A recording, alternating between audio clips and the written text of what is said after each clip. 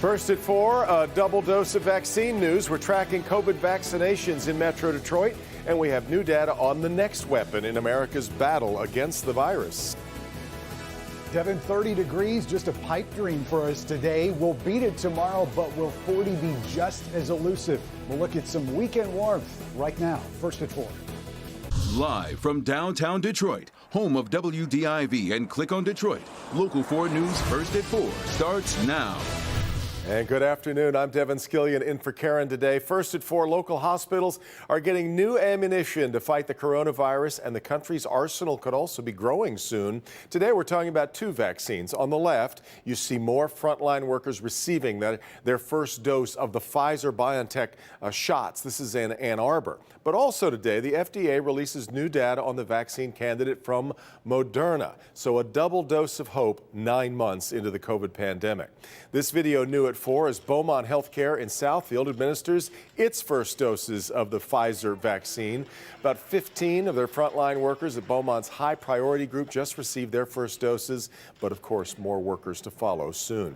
In Ann Arbor, frontline workers at the University of Michigan Hospital also getting vaccinated. First doses of the Pfizer vaccine arrived Monday, but this is the first full day of vaccinations going on at the hospital, and these workers say they are excited.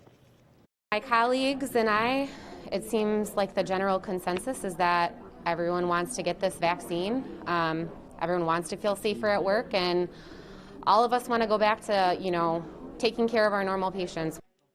Michigan Medicine says it's working to get up to 500 workers vaccinated per day, but they say it's going to take a few weeks to get their entire staff immunized. Now, the Pfizer vaccine, just the first to get emergency use authorization. Today, FDA scientists released 54 pages of documents on another candidate, this one from the drug company Moderna.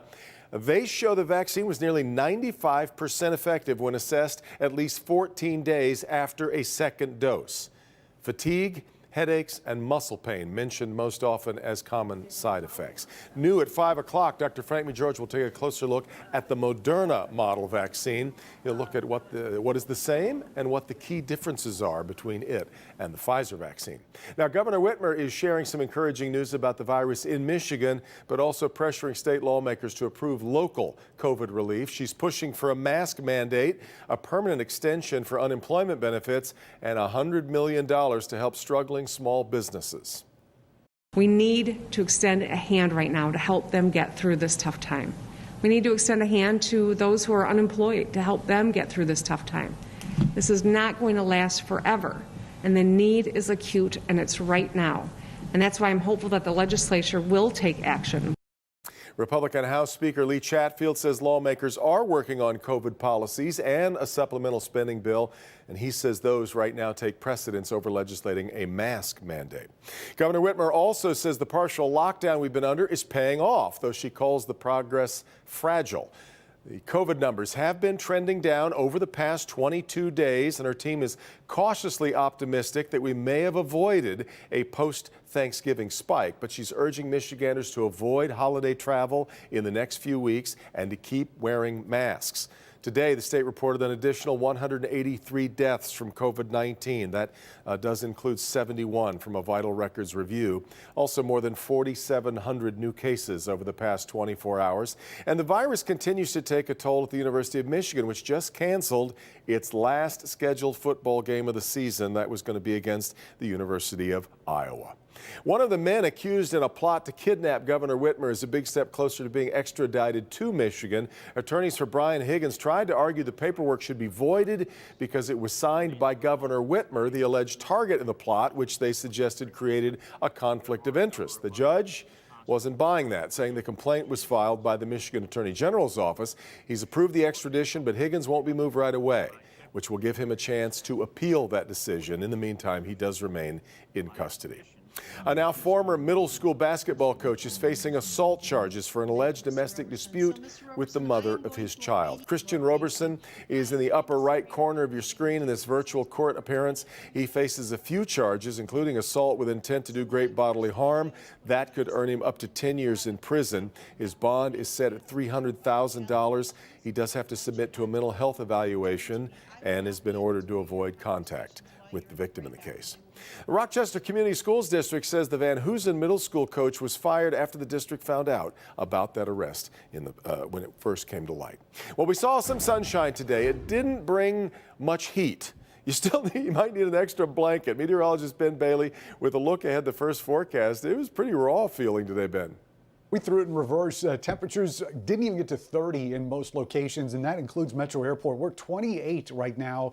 Our high so far today has been 29, and that may turn out to be the best we do. So comparing this to yesterday, as you mentioned, even with the sunshine, it's cooler, 3 to 5 degrees chillier than what we saw yesterday, and just feels worse saying that we didn't get out of the 20s. Weather impacts going forward. Our two big impacts are going to be on Wednesday and Saturday. They're not great. We'll talk about that Wednesday snow chance and how it plays into a much larger system that's headed towards the East Coast, a huge snowmaker for them, and we'll see what our weekend holds as far as temperatures go. It won't be this cold, I can tell you that much. We'll look at that in a few minutes. That'll be just fine. All right, Ben. For the first time, the leading Republican in the U.S. Senate is offering his congratulations to President-elect Joe Biden and the future Vice President Kamala Harris. Senator Mitch McConnell made the statement on the Senate floor less than 24 hours after the Electoral College confirmed Biden's win. Many millions of us had hoped the presidential election would yield a different result. But our system of government has processes to determine who will be sworn in on January the 20th. The Electoral College has spoken. So today I want to congratulate President-elect Joe Biden. Now, for quite a few years now, many Americans have wondered if it's time to make a change and scrap the Electoral College. In fact, since that argument first started, two candidates, Al Gore and Hillary Clinton, have both won the popular vote but lost the election. Michigan electors just performed their constitutional duty yesterday in Lansing, but even one of those electors is calling for a change. Paula Tutman looks at the pros and cons of making such a switch. Paula. Honorary chairpersons will signify this by saying aye. The Electoral College is something relatively few Americans have seen it work until this year. We knew it was out there, but not necessarily how it actually works. Again, electors, please indicate your vote on the ballot by signing your name in the space provided. Almost immediately after casting her electoral vote in Lansing yesterday, Marseille Allen was on to her next task. Leaving soon to take PPE to the tribes in Dakota so that we can go on this 300-mile horseback journey, which honors the ancestors. The yearly sojourn to South Dakota takes on even more meaning this year as she embraces every facet of who she is, a Jewish African American with Native American ancestry. And while she was incredibly proud and honored to serve her state and her nation as an elector, she did so with mixed emotions. It was only established with the foundation of the 3/5 compromise, meaning that there were citizens in this country, people in this country, who are not considered whole human beings. And so if we are still using a system that determines how this democracy is upheld, that is based in slavery, we will never heal. There's a growing dissent for the Electoral College. Hillary Clinton, after casting her vote as a New York elector, called to abolish it.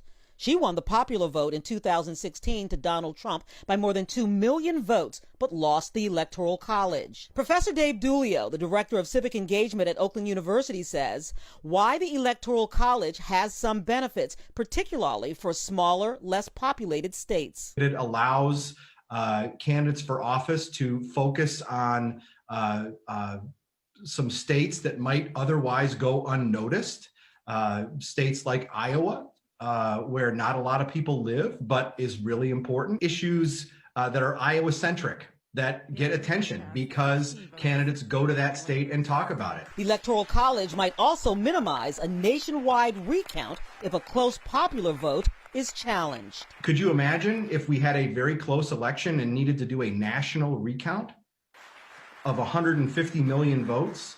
Kamala Harris has received Yeah, a lot of different arguments there. I've covered a lot of presidential elections, Devin, and I was trying to think of the last time I covered a presidential election where this didn't come up. It always comes up, but certainly in the last two presidential elections, it's coming up more often, and the voices are actually getting louder for some sort of constitutional change. Yeah, I love it when people who are steeped in both politics and history and really grasp the details of it all get into a debate over it. It's really a fascinating argument. argument. Great for framing it for us this year. All right, Paula. Still ahead here at 4, inch by inch. Congress seems to be getting closer to a COVID relief bill, the latest plan. In fact, picking up some key support. Kimberly Gill will join us with an update on that in a moment. Also, a new twist in the legal battle between Michael Jackson's estate and HBO. There's about $100 million on the line. And later, new pressure on big tech companies. You ever feel like they're watching you? Might get some answers on why that happens. We'll explain.